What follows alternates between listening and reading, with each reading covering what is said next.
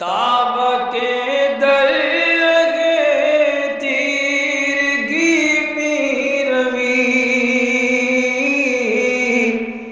بہر توبہ درائے شباب غوی بشنو از گوش دل مثنوی معنوی در رہے صدق برتا مصمم شوی بشنو از گوش دل مثنوی معنوی در رہے صدق برتا مصمم شوی۔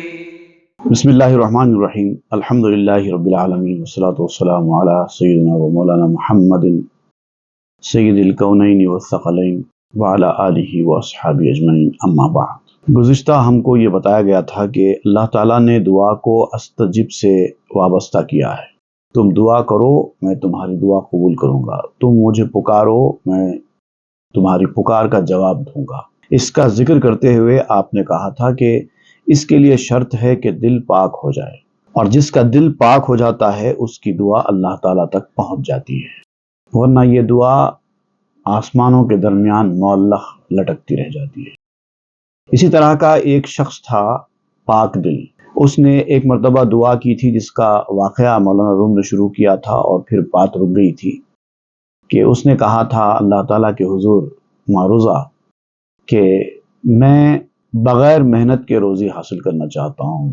بے حد و حساب دعائیں اس نے کی تھی، اور پھر ہوا یہ کہ اس کی دعا اس طرح قبول ہو گئی کہ وہ اپنے گھر میں اکیلا بیٹھا ہوا تھا کہ ایک گائے اس کے گھر میں داخل ہو گئی اچانک، اور اس نے اس گائے کو ذبح کیا اور اس کا گوشت کھا لیا۔ اللہ کا شکر ادا کیا کہ اللہ نے میری دعا بالآخر سن لی۔ لیکن چونکہ بات مکمل نہیں ہوئی، اصل قصہ تمام نہیں ہوا، مختلف باتیں نکل گئیں، اس کے درمیان مختلف حکایتیں نکل گئی۔ اب چونکہ دعا کا ذکر ہوا ہے تو آپ واپس اس واقعے کی طرف آ رہے ہیں۔ یادم آمد حکایت کا فقیر، روز و شب می کرد افغان و نفیر۔ اب وہ مجھے قصہ یاد آ گیا ہے اس فقیر کا کہ جس نے رات دن اللہ تعالیٰ کے حضور میں سر جھکا کر فریاد کی تھی، دعائیں کی تھی۔ وس خدا می خواست روزی حلال، بے شکارو کسب و رنج و انتقال۔ میں اللہ تعالیٰ سے حلال روزی مانگتا ہوں، یہ مانگتا تھا، دعائیں کرتا تھا، وہ بھی بغیر کسی شکار کے، بغیر کسی محنت کے، بغیر کسی تکلیف کے، اور بغیر کسی مقام کو گئے کے، مگر کچھ نہیں کروں گا، اللہ تعالیٰ مجھے روزی فراہم کر دے۔ تو اس موضوع پر مختلف باتیں کی گئی تھی کہ انسان کو محنت کرنا پڑتا ہے، ذریعے تلاش کرنا پڑتا ہے، دنیا کا نظام ایسے ہی بنایا گیا ہے، اس طرح سے بہت ساری باتیں ہوئی۔ لیکن چونکہ اس کی دعا قبول ہو گئی تھی تو مولانا روم نے یہ بتایا تھا کہ چونکہ وہ صاف دل تھا، اس کی دعا کو ہی اللہ تعالیٰ نے کسب قرار دے دیا اور اس کو روزی فراہم کر دی۔ لیکن اب اس طرح سے روزی فراہم ہو جانا، کسی کے گھر میں گائے کا داخل ہو جانا اور اس کو ذبح کر کے اس کا کھا لینا، دوسرے مختلف سوالات کے دروازے کھولتا ہے۔ پیش ازی گفتیم بعض احوال او، لیک تاویق آمد و شد پنج تو۔ اس واقعے کے کچھ ابتدائی احوال جو ہیں اس سے پہلے ہم نے بیان کر دیے ہیں، لیکن بیچ میں رکاوٹ آ گئی تھی اور مختلف باتیں نکل گئی تھی، تو باتوں میں ہم دوسری باتوں میں چلے گئے، لیکن پھر واپس آتے ہیں۔ ہم بے گوئی مش کجا خواہد گریخت، چوں ز ابر فضل حق حکمت بریخت۔ میں تم سے اب وہ قصہ سناؤں گا جو ادھورا چھوٹ گیا تھا، وہ بچے گا نہیں۔ اس واقعے کے ایک ایک پہلو پر گفتگو ہوگی۔ اللہ تعالیٰ کے فضل کے ابر سے حکمت اب ٹپک رہی ہے، اب ٹپکتی جائے گی۔ صاحب گاوش بدید و گفت ہی، اے بے ظلمت گاوے من گشتہ رہیں۔ جو اصلی گائے والا تھا، جو گائے کا مالک تھا، اس نے دیکھ لیا کہ اس کی گائے ان صاحب کے گھر میں داخل ہو رہی ہے، اور جب وہ اپنی گائے لینے کے لیے آیا تو دیکھا کہ یہ صاحب نے اس کو ذبح کر ڈالا ہے اور اس کا گوشت کھا لیا ہے۔ تو اب وہ آیا، آ کر کہنے لگا کہ میری گائے تمہارے گھر میں داخل ہو گئی تھی، میں وہ لینے کے لیے آیا تھا، لیکن تم نے یہ کیا کر دیا، یہ تو ظلم ہے۔ کسی کی بھی گائے، کسی کی بھی چیز بغیر اجازت کے آپ نہیں لے سکتے. چونکہ آپ کے گھر میں داخل ہو گئی ہے لہٰذا آپ اس کو کاٹ کے کھا لیں گے، تو ایسا تو جائز نہیں ہے. ہی چرا کشتی بگو گاوے مرا، اب لہے ترار انصاف اندرا. خبردار، ایسا نہیں چلے گا. بتاؤ کس وجہ سے تو نے میری گائے کو ذبح کیا ہے، کیوں مارا ہے گائے کو؟ بے وقوف جیب کترے، یہ جیب کتروں کی سی حرکت ہے، بغیر پوچھے کسی کی چیز اڑا لینا. اب انصاف کا معاملہ ہوگا، اب انصاف کے کٹہرے میں آنا ہوگا. گفت من روزی ز حق می خواستم، قبل را از لابا می آراستم. تو اس فقیر نے کہا کہ میں اللہ تعالیٰ سے روزی مانگتا تھا، قبلے کی طرف منہ کر کے اللہ کے حضور جھک کر آہوزاری سے اپنی جانماں سجاتا تھا، اور بہت میں نے دعائیں کی. سال ہا بودست کارے من دعا، تاکہ بے فرستاد گاوے را خدا.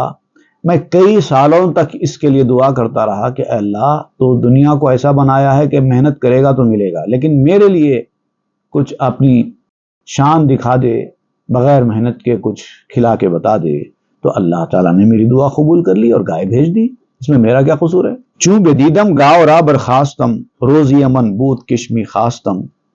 جب میں نے گائے دیکھی میرے گھر کے اندر، میں کوئی باہر جا کر کسی کے گھر میں سے گائے چرا کر تو نہیں لایا، گائے میرے گھر کے اندر آئی تھی اور میں اسی کی طلب کر رہا تھا، اسی لیے میں نے سمجھا کہ اللہ تعالیٰ نے میرے لیے گائے بھیجی ہے، اس لیے میں نے کھا لیا. آ دعائے کونا امشد مستجاب، روزی من بود کشتم نک جواب. تو اصل میں معاملہ یہ ہوا کہ تم کو اس کی خبر نہیں ہے، میں اکیلے میں اللہ کے حضور دعائیں کرتا رہا، اللہ نے میری دعائیں قبول کر لی اور اس نے مجھے روزی روانہ فرما دی اور میں نے اس کو کھا لیا. اب یہی اس کا جواب ہے. اب اور کیا جواب دوں میں؟ اوز خشم آمد گریبانش گرفت، چند مشتزد برویش ناشگفت. اب وہ غصے میں آ گیا اور جا کر اس کا گلہ پکڑ لیا، گریبان پکڑ لیا اور بے تحاشا اس کے منہ کے اوپر مکے مارے، تماچے مارے. می کشیدش تا بے داؤد نبی، کے بیا اے ظالم کے جے غبی. اب چونکہ وہ حضرت داؤد علیہ السلام کے دور کا واقعہ ہے اور دونوں مسلمان تھے، تو اب دونوں اپنا اپنا معاملہ لے کر حضرت داؤد علیہ السلام کے پاس پہنچنے کا فیصلہ کیا انہوں نے. اب دونوں مل کر داؤد علیہ السلام کے پاس جانے کے لیے نکلے اور یہ شخص بڑا غصے میں تھا جس کی گائے اس شخص نے کھا لی تھی. کہتا تھا بے وقوف ظالم، تجھے چھوڑوں گا نہیں، اور تو غیر ضروری نہ صرف یہ کہ تو نے غلط حرکت کی ہے بلکہ اپنے حرکت کو درست ثابت کرنے کے لیے کٹ حجتی کا مظاہرہ کر رہا ہے. حجت بارد رہا کن اے دغا، عقل در تن آورو باخیش آ. کٹ حجتی کر رہا ہے. اصل یہ لفظ کج حجتی ہے، ہماری زبان میں کٹ حجتی مشہور ہو گیا ہے.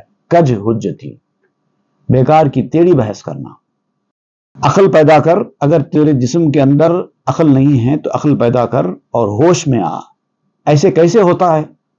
کوئی کامن سینس رکھنے والا انسان بھی ایسا نہیں مان سکتا کہ کسی کے گھر کے اندر کوئی جانور داخل ہو تو اس کو کاٹ کر کھا لے. شریعت نے بھی اس کو جائز نہیں قرار دیا ہے. تو یہ کہاں سے لاجک لا رہا ہے کہ میں نے دعا کی تھی اللہ تعالیٰ نے بھیج دی؟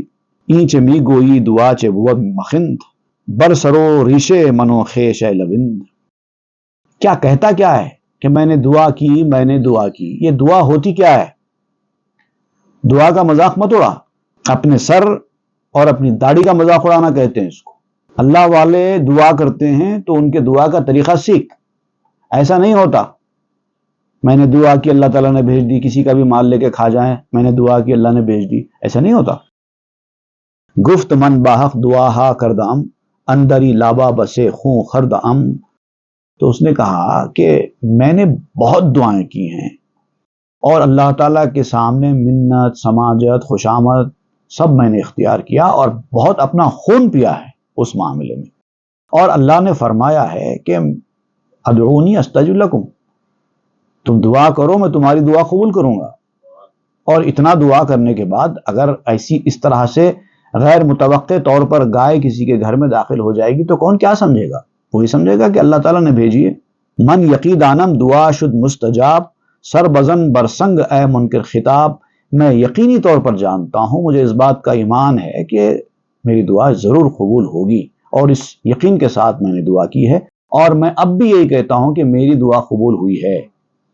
اب تو بدگوئی کرتا ہے میرے ساتھ، بدسلوکی کرتا ہے، تو اپنے سر پر پتھر مار، اب کچھ ہونے والا تو ہے نہیں۔ گفت گرد آئید ہاں اے مسلمی، یاش بینی دو فشار ایمہی۔ اب اس نے کہا کہ اب ہم داؤد علیہ السلام کی عدالت میں جائیں گے، تو اس نے سارے مسلمانوں کو بھی اکٹھا کر لیا کہ آؤ بھائی آؤ، دیکھو کیا تماشا ہو رہا ہے یہاں پر۔ یہ ذلیل بکواسی انسان کیسی کیسی بیکار باتیں اور ہٹ دھرمی کا مظاہرہ کر رہا ہے، میری گائے کو کاٹ کے کھاتا ہے اور کہتا ہے کہ میں نے دعا کی تھی اللہ نے قبول کر لی۔ اے دغا تا چند خائی جاجرا، حجت قاطع بگو چو دعا۔ کتنی بکواس کرے گا اے بکواسی انسان، دغا باز۔ دلیل لا دلیل یہ کہنا تجھے انصاف سے بری نہیں کرے گا کہ میں نے دعا کی تھی اللہ تعالیٰ نے دے دی۔ اگر تو نے کچھ کام کیا ہے اور تو اس کو حق بجانب مانتا ہے تو اس کی کچھ تو دلیل ہوگی، اور اگر یہ عمل تیرا جائز بھی ہے تو ٹھیک ہے، شریعت سے ہی اس کا جواز پیش کر۔ صرف یہ کہنا کہ دعا میں نے کی قبول ہو گئی، تو دعا اس معاملے میں کچھ نہیں ہوتی۔ اے مسلمانہ دعا مالے مرا، چوں اذان او کنت بہر خدا۔ اے مسلمان بھائیو تم لوگ بھی سنو، کیا کسی کی دعا کسی کے مال کو ہڑپنے کا جواز فراہم کر دیتی ہے؟ کیا اللہ کے نبی نے یہ جائز قرار دیا ہے کہ تم دعا کرو اور کسی کا مال تمہارا ہو جائے؟ گھر چنی بودے ہما عالم بدی، یک دعا املاک بردندے بکی۔ اگر ایسا ہوتا کہ دعاؤں سے دوسروں کا مال کسی اور کا ہو جاتا تو دعائیں کر کر کے لوگوں کی جائیدادیں حاصل کر لیتے، قبضے کر لیتے، مار لیتے، لوگوں کا مال، لوگوں کا روپیہ، لوگوں کی دولت کھینچ لیتے، ہڑپ لیتے دعائیں کر کر۔ ایسا نہیں ہوتا۔ گھر چنی بودے گدایانے زریر، محتشم گشتہ بدندے و امیر۔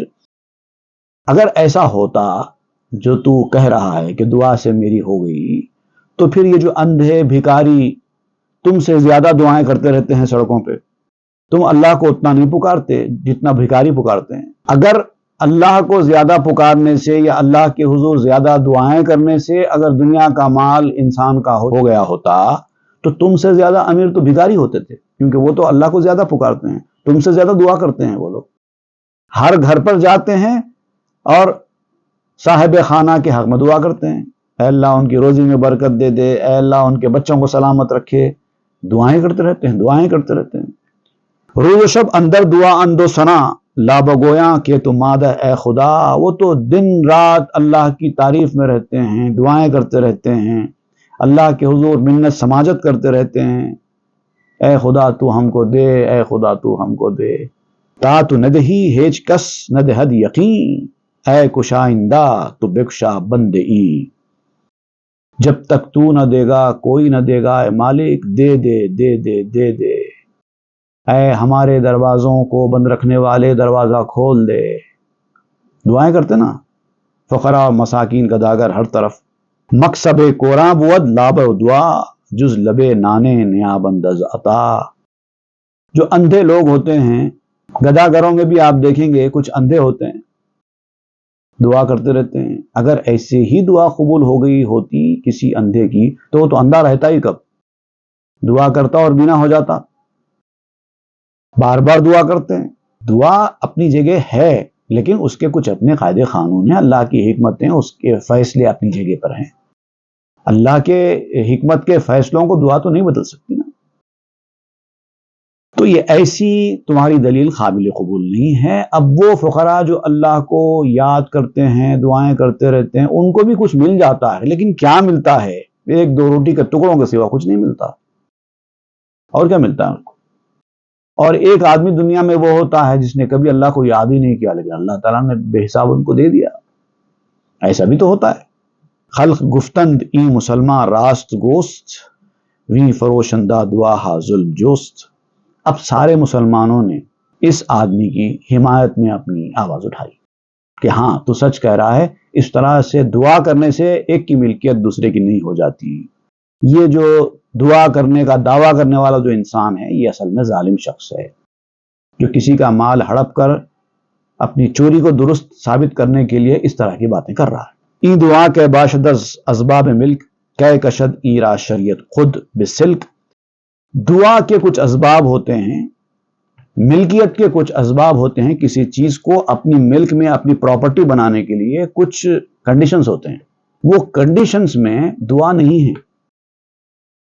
ایک چیز پر اپنا قبضہ ثابت کرنے کے لیے، اپنی ملکیت ثابت کرنے کے لیے جو طریقے، جو اسباب اللہ نے، رسول نے دنیا میں مقرر فرمائے ہیں، اس میں دعا نہیں ہے۔ شریعت اس کو نہیں مانتی کہ دعا کرنے کی وجہ سے ان کی چیز ان کی ہو گئی، کسی شریعت میں بھی ایسا آج تک نہیں ہوا ہے۔ بیع و بخشش یا وصیت یا عطا یا جن سے ای شود مل کے ترا، اب چند چیزیں ہیں جو ملکیت کو ثابت کرنے کے لیے ہوتی ہیں، جیسے کہ فروخت ہے، خریدنا اور بیچنا، یہ عمل، اس عمل کے ذریعے ایک کی ملکیت دوسری کی ملکیت میں تبدیل ہوتی ہے، ایک نے بیچ دیا دوسرے نے خرید لیا، اب یہ ہو گیا، پہلے ان کی ملکیت تھی اب ان کی پراپرٹی بن گئی، یہ ہوتا ہے۔ یا پھر بخشش اور عطا، خرید و فروخت کا معاملہ نہیں ہوا لیکن ایک نے کسی کو دے دیا، یہ میری طرف سے تم رکھ لو، اس طرح سے بھی ملکیت منتقل ہو جاتی ہے۔ یا پھر وصیت، مرنے والے نے وصیت کی تھی میرے بعد فلاں چیز فلاں کو دے دینا، تو پہلے والے کی ملکیت تھی، اب وصیت کی وجہ سے وہ ان کی ملکیت ان کی ملکیت بن جاتی ہے۔ تو اس طرح سے جو اسباب ہیں ملکیت کی تبدیلی کے، اس میں دعا نہیں ہے۔ اگر ان چیزوں میں سے کوئی ایک بات ہے تو پھر ٹھیک ہے۔ در قدامی دفترستی شرطو گاؤ راتو بازدہ یا حبس رو، اب یہ جو تم نے دلیل نکالی ہے کہ دعا کی وجہ سے ان کی ملکیت میری ملکیت ہو گئی، تو یہ حکم کون سی شریعت میں لکھا ہوا ہے؟ بتاؤ، دلیل لاؤ۔ اگر تم دلیل لاؤ گے تو چھوٹ جاؤ گے، لیکن اگر تم نے دلیل نہیں لائی تو پھر تمہارا ٹھکانہ قید خانہ ہوگا، تمہیں جیل میں ڈال دیا جائے گا چوری کے الزام میں۔ اندرا دبس حبسو در زندان او ورنہ گاوش رابد حجت میں گو، یا تو قید خانے میں اور جیل خانے میں آؤ یا پھر دلیل لاؤ۔ بیکار کی حجت بازی کرنے سے، بیکار کی بحثیں کرنے سے، غیر معقول تکرار کرنے سے کچھ ہونے والا نہیں ہے۔ او بسوئے آسماں می کر درو کہ خداوند کریم لطف خو، اب اس نے فوری نظر اپنی آسمان کی طرف اٹھائی اور اللہ تعالیٰ کے حضور میں پھر گڑ گڑا کر وہ دعا کرنے لگا کہ اے مہربان خدا، اے نرم مزاج لوگوں پر رحم کرنے والے مالک، من دعا کردام زی آرزو واقعہ مارا ندانت پیر تو، میں نے اس تمنا میں تیرے حضور سر جھکا کر دعائیں کی تھی کہ تو لوگوں کو میری اس خواہش کا پتہ لگے بغیر تو میری مراد پوری کر دے گا۔ یہ کیا ہو گیا؟ میں لوگوں سے چھپا کر تیرے حضور دعا کرتا تھا، اب سارے شہر کو خبر ہو گئی کہ میں نے تیرے دربار میں اس طرح کی دعا کی ہے، میرے معاملے کو تیرے سوا کوئی نہیں جانتا تھا، اب یہ کیا شہرت ہو جا رہی ہے، میرے دعا کی اور میرے دعا کے قبول ہونے کی شہرت ہو جا رہی ہے۔ در دل من تو دعا انداختی صد امید اندر دلم افراختی، میں نے اپنے سے دعا نہیں کی، تو نے میرے دل میں دعا ڈالی، کیونکہ جب تک اللہ تعالیٰ توفیق نہ دے کوئی بندہ اس طرح سے دعا نہیں کر سکتا۔ اب یہ بندہ کہتا ہے کہ مالک، میں نے جو تیرے حضور جھک جھک کر اتنے مدت سے رو رو کر میں نے تیرے حضور جھک کر دعا کی، یہ اپنی وجہ سے نہیں کی، تو نے یہ توفیق دی، تو نے دعا کے کلمات میرے دل میں ڈالے، اسی لیے میں نے دعا کی۔ اور اس طرح تیری توفیق کی وجہ سے حاصل ہونے والی مسلسل دعا کی وجہ سے میرے دل میں ایک امید بن گئی تھی کہ جب تو دعاؤں کی اتنی توفیق دے رہا ہے تو یہ بھی دے گا۔ اب ایک امید پیدا ہو جانے کے بعد جب کوئی چیز مل جاتی ہے تو آدمی یہی سمجھ کر لے لیتا ہے کہ شاید اللہ نے دے دیو۔ من نمی کردم گزافہ آدواں ہم چو یوسف دیدہ بودم خواب ہا، اور میں نے وہ دعائیں خامخواہ نہیں کی، بلا وجہ میں نے دعائیں نہیں کی ہیں۔ میرے سامنے ایک دلیل ہے، وہ حضرت یوسف علیہ السلام، جب حضرت یوسف علیہ السلام کو کنویں میں ڈال دیا گیا، یوسف علیہ السلام نے دعائیں کی تھی اور دعاؤں کی قبولیت کے خواب دیکھے تھے۔ تب حضرت یوسف علیہ السلام کے جو خواب تھے اس کی طرف آپ اشارہ کرتے ہوئے کہتے ہیں، یوسف علیہ السلام نے خواب دیکھا تھا کہ وہ شاہی محل میں ہوں گے، وہاں پر ایک سورج، ایک چاند اور ستارے ان کو سجدہ کریں گے۔ تو انہوں نے، چونکہ وہ خوابوں کی تعبیروں کے ماہر تھے، وہ سمجھ گئے تھے کہ اس سے کیا مراد ہے۔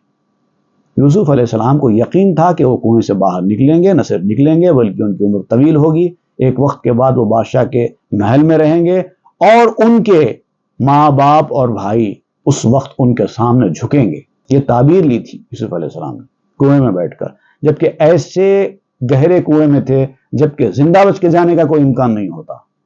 تو جب ایسی حالت میں کوئی انسان ہو کہ اس کو زندہ بچ کے نکلنے کی امید نہ ہو، اس وقت اگر کسی کو ایسا خواب آئے اور اس کی تعبیر اس کو معلوم ہو کہ اس کو آگے چل کے یہ کرنا ہے، تو اس کو یقین ہو جاتا ہے کہ میں مرنے والا نہیں ہوں، مجھے اس مرحلے سے گزرنا ہے، تو ان کا یقین مضبوط ہو جاتا ہے، ان کی امید بن جاتی ہے۔ میرے ساتھ بھی ایسے ہی ہوا ہے، میں نے دعائیں کی، اس کے بعد میں نے کچھ خواب بھی دیکھے جس سے مجھے بتایا گیا کہ تمہاری دعا ضرور قبول ہوگی، اور اس طرح سے گائے اندر آئی تو میں سمجھا کہ شاید دعا قبول ہو گئی۔ دید یوسف آفتاب و اختراں، پیش او سجدہ کنا چوں چا کراں۔ یوسف علیہ السلام نے دیکھا تھا کہ سورج اور ستارے ان کے سامنے سجدہ کر رہے ہیں، نوکروں کی طرح، غلاموں کی طرح۔ تو وہ تعبیر آپ کو معلوم تھی، آپ نے تعبیر لی۔ اعتمادش بود بر خواب درست، در چہو زندہ جزارا می نجست۔ اور ان کو اپنے سچے خواب پر پورا بھروسہ تھا، حالانکہ وہ کنویں میں گئے، پھر اس کے بعد قید خانے میں گئے، طرح طرح کی مشقتیں جھیلی، مصیبتوں کے راستوں سے گزرے، لیکن چونکہ وہ خواب دیکھ چکے تھے، ان کی تعبیر ان کو معلوم تھی، لہٰذا ہر جگہ وہ مطمئن تھے، کوئی میرا بال بیکا نہیں کر سکتا۔ زیتماد آنبودش ہیچ غم، از غلامی وز ملام بیش و کم۔ تو چونکہ ان کو خواب پر اور خواب کی تعبیر کے اوپر بھروسہ تھا، تو اس کی وجہ سے ان کو ان چیزوں کا غم ہی نہیں ہوا کہ وہ غلام بنا لیے گئے یا لوگوں نے ان کو ملامت کی، برا بھلا کہا۔ جب انسان کو کسی چیز کے بارے میں یقین پیدا ہو جاتا ہے کہ میرے ساتھ ایسا ہونے والا ہے، اچھا ہونے والا ہے، تو اس کے راستے میں آنے والے سارے رکاوٹوں کو، غم کو، پریشانی کو وہ آسانی سے جھیل لیتا ہے۔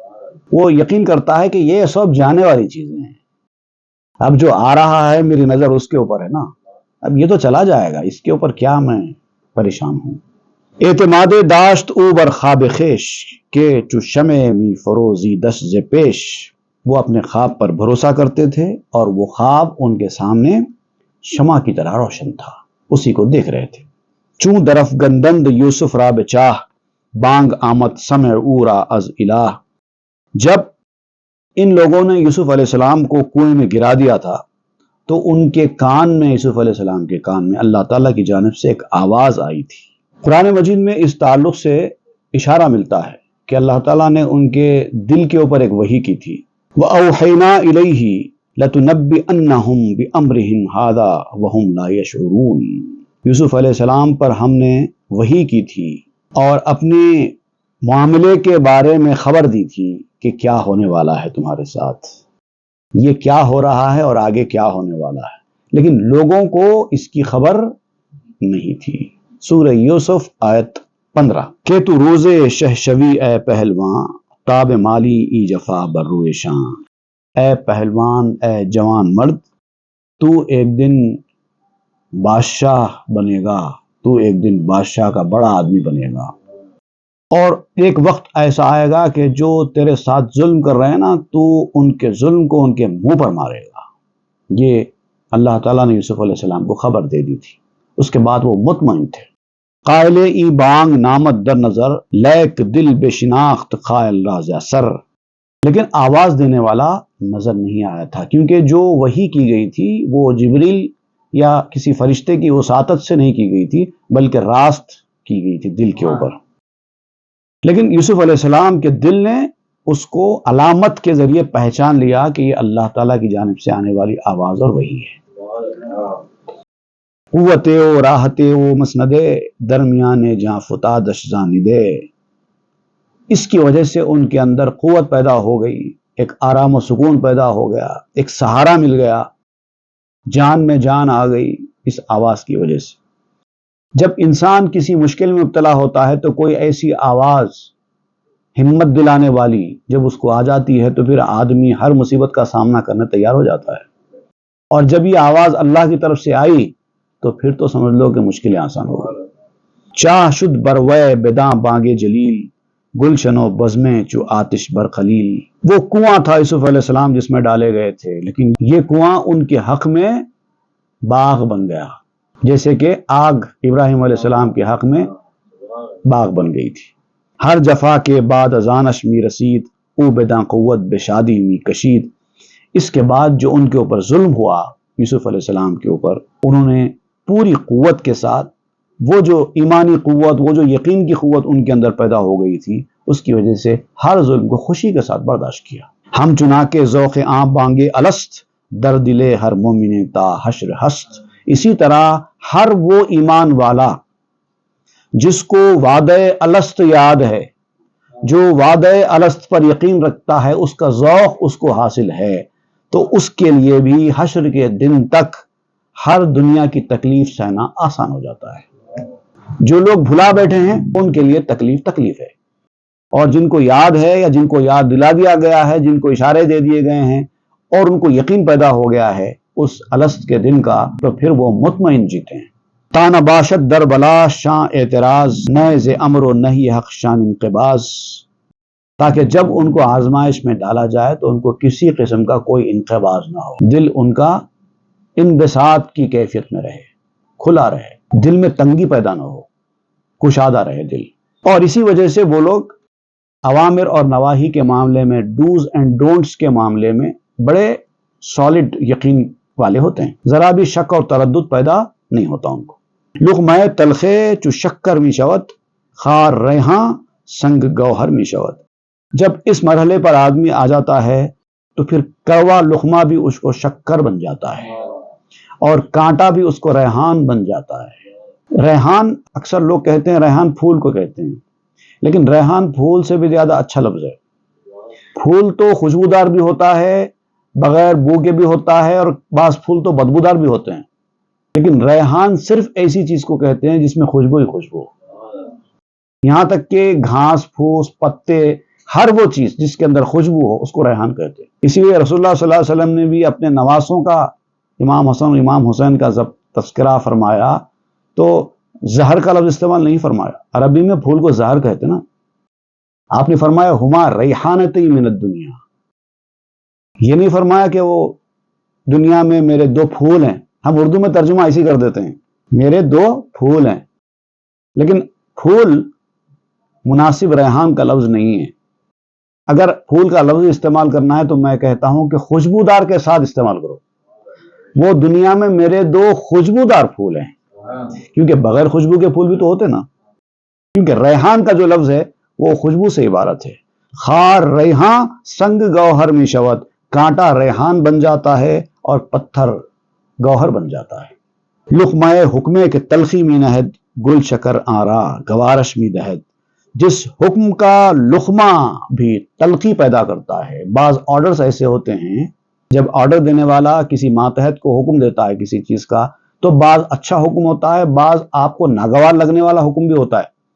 آپ کو آرڈر تو مل گیا یہ کام کرو، لیکن وہ چیز آپ کو پسند نہیں ہے کرنا، لیکن جب اس کے اچھے اثرات، اس کے ریزلٹس کے بارے میں آپ کو پتا چلتا ہے کہ جو تلخ اور خراب لگنے والا حکم آپ کو دیا جا رہا ہے اس کا پھل بہت ہی اچھا آنے والا ہے، تو آپ اس کو آسانی کے ساتھ برداشت کر لیتے ہیں۔ اس کو کہتے ہیں گلقند، ذوق کا، شوق کا گلقند۔ جب کسی کڑوی چیز میں بھی گلقند اتنا زیادہ ملا دیا جائے کہ اس کی کڑواہٹ پر یہ شکر غالب آ جائے تو وہ چیز آسانی سے کھا لی جاتی ہے۔ جیسے بعض کڑوی دوائیں ہوتی ہیں، ہینگ وغیرہ اس طرح کی کڑوی دوائیں جب ہوتی ہیں، اس کو اگر آپ کھانے کی کوشش کریں تو بہت سخت کڑواہٹ اس کی کبھی کبھار تو قے کرا دیتی ہے، کھا نہیں سکتے آپ۔ تو اس کا طریقہ کار یہ ہوتا ہے کہ ایک گڑ کے اندر اس کو رکھ دیتے ہیں، اس کو گولی بنا دیتے ہیں اور آسانی سے کھا لیتے ہیں کہ کڑواہٹ محسوس ہی نہیں ہوتی۔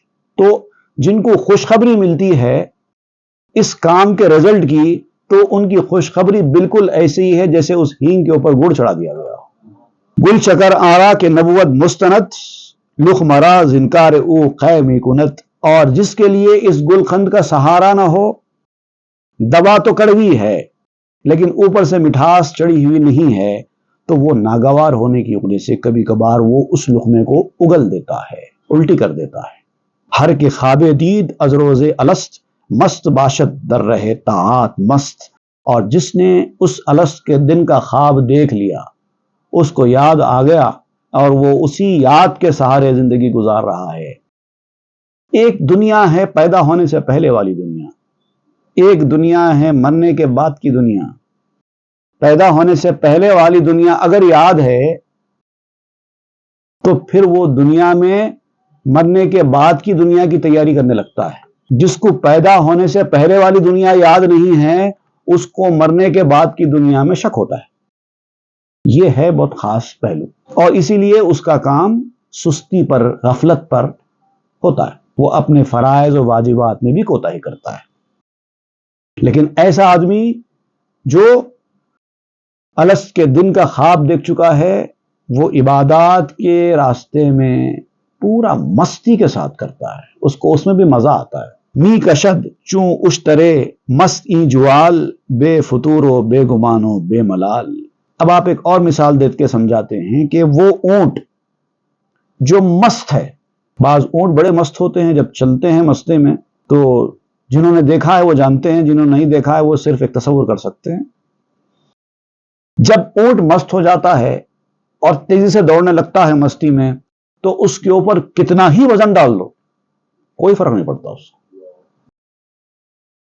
وزن سے وزن بورے کو بھی آسانی سے اٹھا کے لے کے بھاگتا ہے، اور بغیر سستی کے، بغیر کسی شک کے، بغیر کسی تکلیف کے۔ انسان کے پاس بھی آپ کبھی کبھار اس طرح کی مثالیں دیکھ سکتے ہیں۔ کبھی کبھار انسان کے اوپر کسی چیز کا بہت زیادہ جوش سوار ہوتا ہے، اور ایک ڈٹرمنیشن کے ساتھ، مستی کے ساتھ طے کر کے میں یہ کام کرنا ہی کرنا ہے۔ اس کے بعد دیکھیں نہ اس کو سستی آتی ہے، نہ اس کو نیند آتی ہے، نہ اس کو تھکن ہوتی ہے۔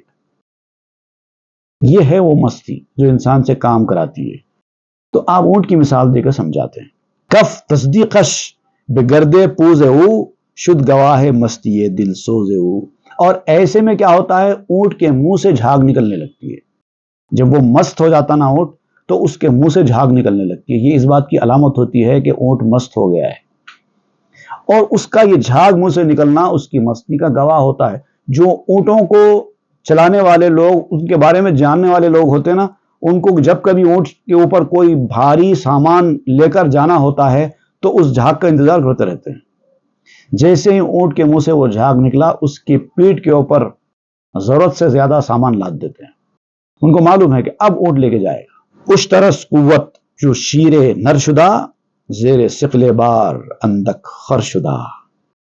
اب یہ جو مستی ہے، اس مستی میں اونٹ بہت طاقتور ہو جاتا ہے۔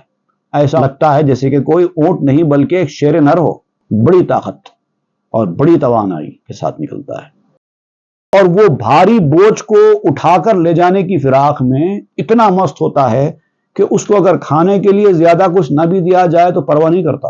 جو لوگ کوئی ٹارگٹ کو لے کر اپنا گول بنا کر اسی کام میں لگ جاتے ہیں، اس وقت ان کو بھوک پیاس کا احساس بھی نہیں ہوتا۔ حالانکہ بہت زیادہ کھانے والے، بہت زیادہ پینے والوں کو دیکھا گیا ہے، جب کوئی ٹارگٹ لے لیتے ہیں اور اسی میں لگ جاتے ہیں تو پھر اس وقت ان کو کھانے پینے کی بھی خواہش نہیں ہوتی، نیند کا احساس بھی نہیں ہوتا۔ زار زوئے ناخا صد فاخا برو، می نمایت کوہ پیشش تارے مو۔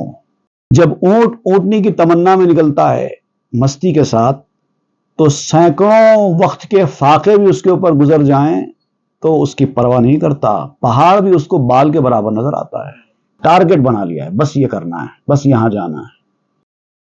در الست آنکو چنی خواب ندید، اندری دنیا نشد بندو مرید۔ اور جس نے الست کا خواب کبھی دیکھا ہی نہ ہو، تو وہ دنیا میں کبھی نہ بندہ بنتا ہے نہ مرید بنتا ہے، نہ وہ حقیقی معنی میں اللہ کا بندہ ہے، نہ وہ حقیقی معنوں میں اللہ کے نیک بندوں کا مرید ہے۔ اب یوں تو کہنے کو تو سب کہتے ہیں ہم اللہ کے بندے ہیں، ویسے ہی طریقت کے میدان میں کہنے کو تو سب کہتے ہیں کہ ہم بھی مرید ہیں، لیکن اس سے کیا ہوتا ہے؟ اس سلسلے میں اور بھی بہت ساری کام کی باتیں آپ کو سننے کو ملیں گی، لیکن انشاءاللہ ہم اس کی تفصیل میں جائیں گے آئندہ کے درس میں۔ صلی اللہ تعالی علی خیر خلقہ سیدنا محمد وآلہ وصحبہ والحمد للہ رب العالمین۔ تاب کے در لگے تیرگی میں روی، بہر توبہ درائے شباب خوی، بشنو از گوش دل مثنوی معنوی، در رہے صدق برتا مصمم شوی، بشنو از گوش